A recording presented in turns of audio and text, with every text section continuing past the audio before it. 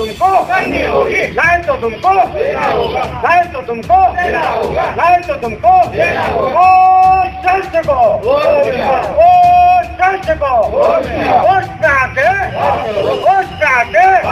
और तो तुमको करनी होगी, और तो तुमको करनी होगी, नहीं तो तुमको देना होगा, नहीं तो तुमको देना होगा। इंसाफ जिंदाबाद, इंसाफ जिंदाबाद। कर्मचारी अधिकारी एकजुटीचा, कर्मचारी अधिकारी एकजुटीचा। विभागीय चौकशी त्यामुळे त्यांचे पदोन्नतीसाठी ते पात्र असतानाही केवळ विभागीय चौकशी चालू आहे।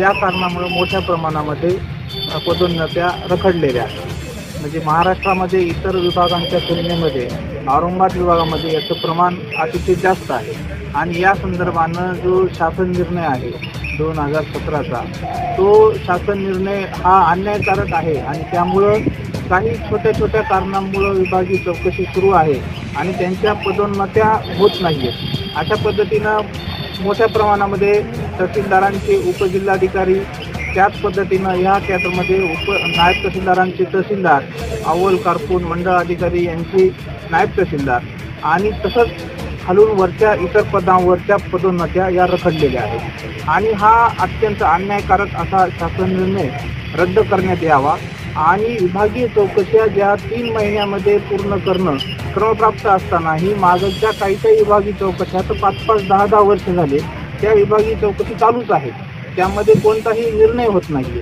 आणि त्यामुळं आम्ही सर्वांनी म्हणजे कोतवाल संघटनांपासून कोतवाल चतुर्थ श्रेणी कर्मचारी संघटना, महसूल कर्मचारी संघटना, त्याचबरोबर तहसीलदार नायब तहसीलदार संघटना या सर्व संघटनांनी आज रोजी या संपात सहभागी झालेलो आहेत। तलाठी संघटना देखील आमच्या सोबतच आहे, त्यांचा देखील या संपूर्ण आंदोलनाला पाठिंबा आहे।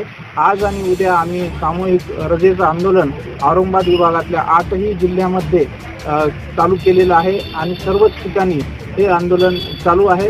आम्हाला आशा आहे की शासन आमच्या या मागण्यांकडे लक्ष देईल आणि आम्हाला म्हणजे चर्चेसाठी बोलावून या शासन निर्णयामध्ये आवश्यक त्या दुरुस्त्या करतील अशी अपेक्षा आहे। यांनी जे काही 2 दिवसाचं सामूहिक रजा आंदोलन या ठिकाणी पुकारलेलं आहे त्या रजा आंदोलनामध्ये महाराष्ट्र राज्य तहसीलदार व नायब तहसीलदार संघटना औरंगाबाद विभाग माननीय विभागीय अध्यक्ष किरण आंबेकर यांच्या नेतृत्वाखाली आम्ही सर्व नायब तहसीलदार मराठवाड्यातले सर्व नायब तहसीलदार याच्यामध्ये सहभागी आहोत आणि 28 आणि 29 ऑक्टोबर 2020 ह्या 2 दिवसात शासनाने आमच्या आंदोलनाला जर दखल घेऊन त्याच्यामध्ये जर आमची चर्चा करण्यास तयार असतील किंवा जे काही 15 डिसेंबर 2017चा GR आहे त्याच्या जाचक अटी ज्या आहेत त्याच्या दुरुस्ती करण्यास तयार असेल तर आम्ही चर्चेस तयार आहोत।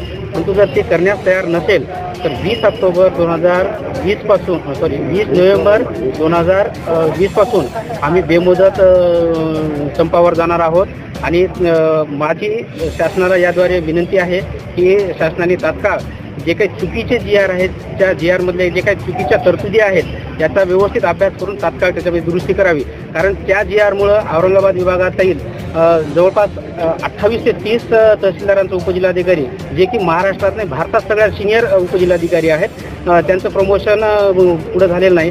जे तहसीलदार आहेत जे सगळ्यात भारतात सगळ्यात जास्त सिनियर आहेत त्यांचं उपजिल्हाधिकारी म्हणून पदोन्नती झालेली नाही आणि विशेष म्हणजे महाराष्ट्रात त्यासोबतच भारतात सगळ्यात जास्त सर्वात ज्येष्ठ नायब तहसीलदार हे मराठवाडा विभागात आहेत जे की तहसीलदार यासाठी पात्र आहेत त्यांचं सुद्धा या ठिकाणी पदोन्नती झालेली नाही। हे केवळ विभागीय चौकशीमुळे झालेलं आहे। इतर विभागातले जे काही नायब तहसीलदार आहेत त्यांचे आमच्यापेक्षा 5-5 वर्ष ज्युनियर नायब तहसीलदार हे आज रोजी तहसीलदार झालेले आहेत। पण मराठवाडा विभागातले 2009ला जॉईन असलेले जे काही नायब तहसीलदार आहेत अजूनही नायब तहसीलदार म्हणून आहेत आणि इतर विभागातले 2014मध्ये जॉईन झालेले नायब तहसीलदार हे तहसीलदार झालेले आहे। हे सरळ आंधळ्या माणसाला सुद्धा दिसण्यासारखं आहे, बहिऱ्या माणसाला सुद्धा ऐकू येण्यासारखं आहे। तर शासनाला काय ऐकू येत नाही हे आम्हाला कळत नाही। जर समजा एखाद्या शासन निर्णयात थोडीशी चुकीची असेल तर त्याच्यामध्ये दुरुस्ती करण्याचं प्रावधान आहे। विशेष म्हणजे राज्यघटनेमध्ये सुद्धा जे काही चुकीच्या किंवा तरतुदी असतील त्याच्यामध्ये दुरुस्ती होऊ शकते, परंतु महाराष्ट्र शासनाच्या शासन निर्णयामध्ये दुरुस्ती होऊ शकत नाही। हे एक कमालीचं आम्हाला वाटतंय।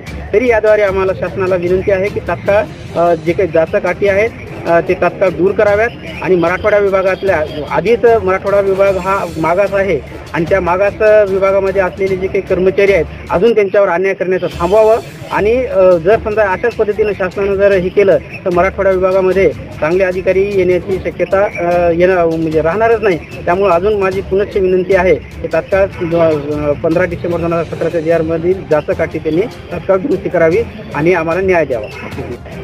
आणि जर समजा या 2 दिवसाचा या 2 दिवसाच्या आंदोलनामध्ये जर दखल नाही घेतला तर मी या ठिकाणी आवाहन करतो 20 नोव्हेंबरपासून बेमुद्दा आंदोलन होईलच होईल. परंतु या मराठवाडा सोडून संपूर्ण महाराष्ट्र बंदाचा हात संपूर्ण महाराष्ट्र दौरा करतो आणि कानाकोपऱ्यातून कोतवालापासून अधिकारापर्यंत एकत्रित करून आपल्या विरोध लढण्याचा वेळ आणू नका. मी या ठिकाणी हात जोडून विनंती करतो. एक लोकशाही पद्धतीनं तुम्हाला नम्र विनंती करतो. जर आम्हाला पालक या नात्यानं जर नाही देत नसेल तर आम्ही रस्त्यावर कोणत्याही परिस्थितीमध्ये आम्ही येऊ असं या ठिकाणी मी सर्वांच्या वतीने आवाहन करतो. आणि या जनतेची पुन्हा मी सर्वांना माफी मागतो, प्रशासनाचा माफी मागतो.